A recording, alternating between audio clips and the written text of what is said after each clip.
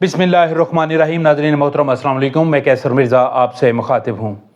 नाज़रीन, PTI का एक बड़ा जलसा हुआ और उसके बाद उसके बड़े आफ्टर शॉक्स और बड़ा रद्द-ए-अमल भी इस वक्त हमारे सामने आ रहा है। वफाकी हुकूमत भी इस हवाले से सख्त नाला है और मुख्तलिफ जो फैसले करने जा रही है, और उससे भी बढ़कर मिलिट्री क़यादत ने इस पर अपना रद्द-ए-अमल ज़ाहिर किया है। और आज एक आला सतही मीटिंग हुई है GHQ में, उसके हवाल भी आपको बताएंगे और उसके अहम जो नुकात हैं उसके बारे में भी आपको तफसीलात से आगाह किया जाएगा। और साथ ही साथ आपको ये भी बताएं कि शहर इक़्तिदार इस्लामाबाद में आज रात बहुत बड़ी बैठक होने जा रही हैं सियासी एतबार से, और वो दोनों बैठकें पाकिस्तान पीपल्स पार्टी की अलग से है और मुस्लिम लीग नून की अलग से है। इसमें क्या होगा, क्या फ़ैसले किए जा रहे हैं, इस पर आपसे बात करेंगे। और साथ ही साथ आपको ये भी बताएंगे कि जनरल फैज़ हमीद जो मिलिट्री की हिरासत में हैं, कोर्ट मार्शल का जिनको सामना है, उनकी निशानदही पर उनका एक ख़ास आदमी पकड़ा गया है। यूँ कह लीजिए कि फैज़ हमीद का वो तोता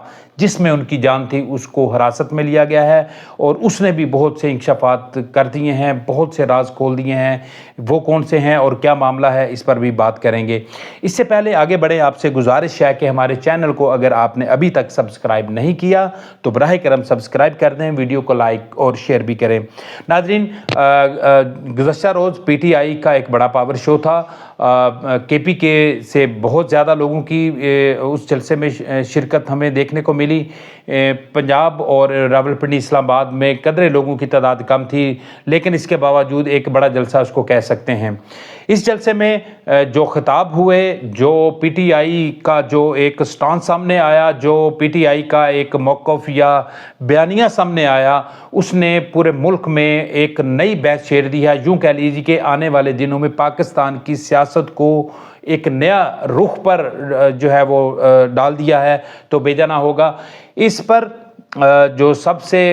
अहम और तवज्जो तलब जो मामला था वो था कि मिलिट्री इस पे क्या रद्द-ए-अमल देती है। तो ज़राए का इस हवाले से कहना है कि आज GHQ में एक आला सतही मशावरती मीटिंग हुई। इसमें PTI का जो जलसा हुआ उसमें तमाम अमूर का जायज़ा लिया गया, कितने लोग शरीक थे, कहाँ कहाँ से कौन लोग जो है उसमें उन्होंने शिरकत की, और जलसे की कामयाबी नाकामी तमाम अमूर का जायज़ा लिया गया। और सबसे इम्पॉर्टेंट जो नुक्ता है जिस पर मिलिट्री की तरफ से जो है वह खुसूसी तौर पर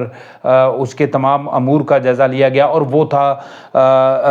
जो PTI की क़यादत की तरफ से इसमें अपनाया जाने वाला जो उनका अंदाज़ था, जो उनके ख़िताब थे, उसको जो है वो इंतहाई तशवीशनाक नज़र से देखा गया। और ख़ासकर अली अमीन गंडापुर का जो ख़िताब है उसको उसको मिलिट्री क़यादत ने जो है वो उस पर सख्त नाला है। और ज़राए का कहना है कि जो मिलिट्री क़यादत इसको 9 मई 2 के तौर पर वो ले रही है, और ख़ासकर अली अमीन गंडापुर का वो जो अंदाज़ था कि जिसमें उन्होंने मिलिट्री पर बराह रास्त एक बहुत बड़ा इल्ज़ाम थोप दिया, और वो इल्ज़ाम ये था कि पाकिस्तान की मिलिट्री अफ़गानिस्तान में दरअंदाज़ी कर रही है। बराह रास्त जो है वो ये इल्ज़ाम था मिलिट्री के ऊपर। यूँ कह लीजिए कि आपके मुल्क का एक बड़ा वज़ीर आला, एक अहम तरीन शख्सियत है, अगर वो उनके पास ये मनसब ना होता तो शायद उनकी इस बात को इतना सीरियस ना लिया जाता, चूँकि वो पाकिस्तान के एक बड़े सूबे के वज़ीर आला के तौर पर वो बयान दे रहे हैं। तो लिहाजा उनके इस बयान को इंतहाई संजीदगी के साथ लिया गया है, क्योंकि उन्होंने तालिबान का हवाला देते हुए उस वक़्त ये बात की थी कि तालिबान को आप हिट करते हैं तो वहाँ पे दखल अंदाज़ी करते हैं, वहाँ पे दरअंदाज़ी करते हैं, तो वो फिर उसके फिर रद्द-ए-अमल में वो फिर यहाँ पे कार्रवाइयाँ करते हैं। तो ये बराह रास्त एक इल्ज़ाम था, और इसको मिलिट्री की क़यादत ने जो है वो डिसाइड किया है कि इस पर सख्त तरीन जो है वो कार्रवाई की जाएगी, क्योंकि इसकी बुनियाद पर आलमी सतह पर भी पाकिस्तान के ख़िलाफ़ एक बड़ा प्रोपेगेंडा शुरू हो सकता है। तो लिहाजा इस हवाले से जो है मिलिट्री क़यादत अगले आने वाले दिनों में मज़ीद लाहे अमल तय करेगी। گی۔ ذرائع کا اس حوالے سے کہنا ہے کہ ملٹری کی طرف سے ابھی جو کل کا جو جلسہ ہوا اس کے بعد یہ طے کیا گیا ہے کہ پی ٹی آئی کے لیے اگر کوئی سافٹ کارنر بھی تھا، اگر کہیں پہ کوئی مذاکرات کے لیے کوئی رستہ کھلنے کی امید تھی، تو شاید وہ بھی اب معدوم ہوتی ہوئی دکھائی دے رہی ہے، اور آنے والے دنوں میں پی ٹی آئی کے لیے شاید مزید مشکلات بڑھیں گی۔ ذرائع کے مطابق جو ملٹری قیادت ہے انہوں نے یہ بھی طے کیا ہے کہ جو 9 مئی کے واقعے میں ملوث افراد ہیں ان کو کیفر کردار تک پہنچانے کے لیے جو عدالتی جو کارروائی ہے اس میں مزید شدت لائی جائے، اور اس حوالے سے متعلقہ جو ججز ہیں یا متعلقہ جوڈیشری ہے ان کے لوگوں کے ساتھ بھی جو ہے وہ رابطہ کیا جائے گا۔ ناظرین، اس کے علاوہ اسلام آباد میں اگلے 2-3 دن میں بہت اپڈیٹس ہونے جا رہی ہیں، اور آج سے اس کا باقاعدہ آغاز ہوا چاہتا ہے۔ آج شام مسلم لیگ نون کی طرف سے اپنے تمام اراکین اسمبلی جتنے بھی ہیں ان کے اعزاز میں وزیر اعظم عشائیہ دے رہے ہیں، اور اسی طرح کی ہی ایک تقریب صدر آصف علی زرداری بھی اپنے اراکین اسمبلی کے اعزاز میں جو ہے وہ ان کو دعوت دے رہے ہیں۔ بنیادی طور پر یہ اکٹھ کیا جا رہا ہے کہ اگلے 2 دنوں میں یا اگلے یہ جو رواں ہفتہ چل رہا ہے اس میں وفاقی حکومت پارلیمنٹ کے ذریعے بڑی جو ہے وہ پارلیمانی جو آئینی ترامیم ہے وہ لانے جا رہی ہے، اور اس سلسلے میں جو نمبر گیم ہے اس کا جائزہ لیا جانا ہے کہ پیپلز پارٹی کے پاس کتنے نمبر ہیں اور نون لیگ کے پاس جو ہے وہ کتنے نمبر ہیں۔ تو اگر دیکھا جائے تو بہت سے اراکین اسمبلی دونوں پارٹیوں کے وہ بیرون ملک بھی تھے، ان کو بھی بلا لیا گیا ہے، اور آج کہ جو میٹنگ ہوگی، آج کا جو عشائیہ ہوگا، اس کے بعد ان کو خصوصی انسٹرکشن دی جائیں گی کہ وہ اگلے چند دن تک وہ اسلام آباد سے باہر کسی دوسرے شہر میں ٹریول نہیں کریں گے۔ ذرائع کا کہنا ہے کہ حکومت جو آئینی ترمیم لانے کے حوالے سے کام کر رہی تھی اس کے لیے ہوم ورک مکمل ہو چکا ہے، اور اس وقت حکومت جو ہے اگلے 2 دنوں میں جو یہ آئینی ترمیم وہ اسمبلی میں پیش کی جائے گی، اور اس حوالے سے نیشنل اسمبلی کا الگ سے اجلاس ہوگا اور سینٹ کا الگ سے اجلاس بلائے جانے کا امکان ہے۔ تو اس سلسلے میں یہ ہے کہ جو ان کی نمبر گیم ہے اس کے حوالے سے ناظرین آپ کو ضرور بتاتے چلیں، چونکہ نیشنل اسمبلی کی بات کریں تو 336 کا ایوان ہے، اور اس کے لیے 2/3 میجورٹی کے لیے 224 ارکان درکار ہیں آئینی ترمیم کے لیے۔ تو اس وقت جو حکومت ہے یا جو اس کی اتحادی پارٹی ہیں ان کے پاس 213 اراکین موجود ہیں۔ 7 اراکین اگر ان کے مولانا فضل الرحمان کے ڈال لیے جائیں تو پھر بھی 4 اراکین ایسے ہیں جن کی ضرورت پڑ سکتی ہے حکومتی پارٹی کو۔ تو اس کے لیے جو آزاد اراکین ہیں ان کے ساتھ معاملات طے کیے گئے ہیں، ان کو کیا لالچ دیا گیا ہے، ان کو کس طرح سے راضی کیا گیا ہے، یہ ابھی آنے والے دنوں میں پتہ چلے گا۔ البتہ ان کے ساتھ بات ہونے کے بعد جو آئینی ترمیم کے لیے نمبر گیم ہے وہ تقریباً پوری ہو چکی ہے، اور ذرائع کے مطابق اگلے 2 دنوں میں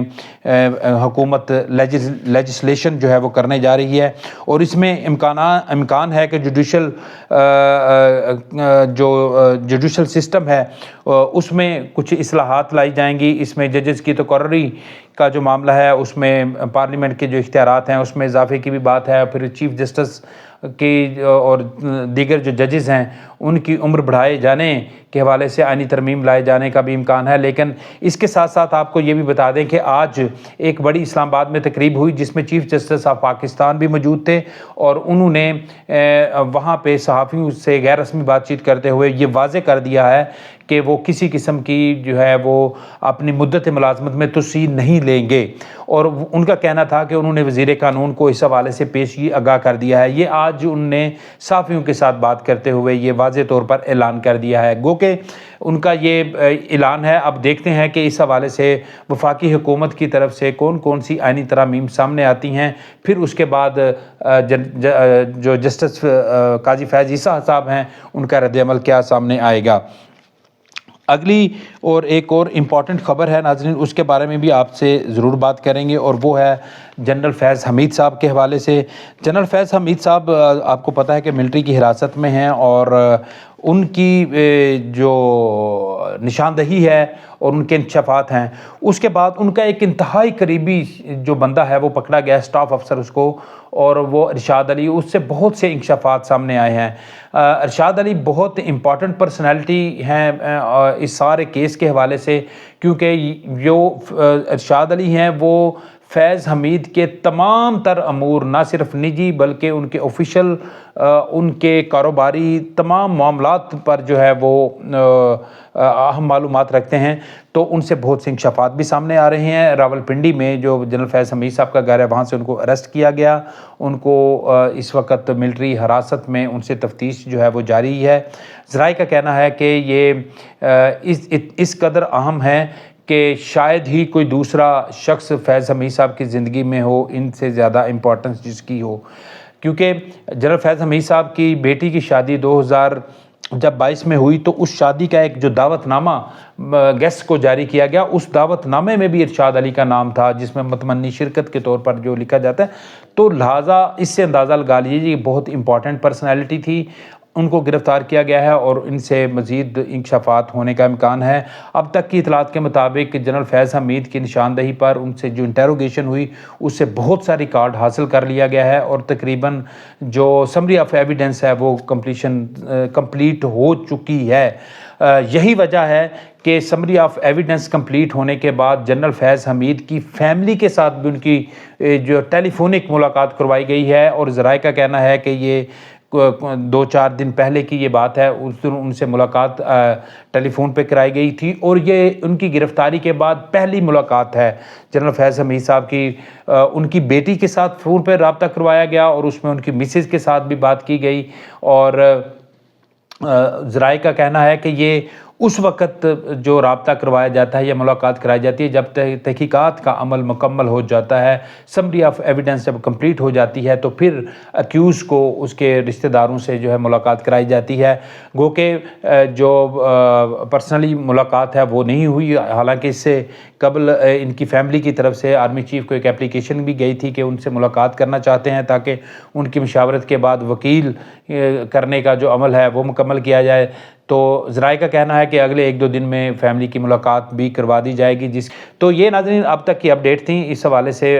کوئی مزید معلومات ہم تک پہنچنی ہیں تو آپ کے ساتھ بھی شیئر کی جائیں گی۔ تب تک کے لیے اجازت دیجیے، اللہ حافظ۔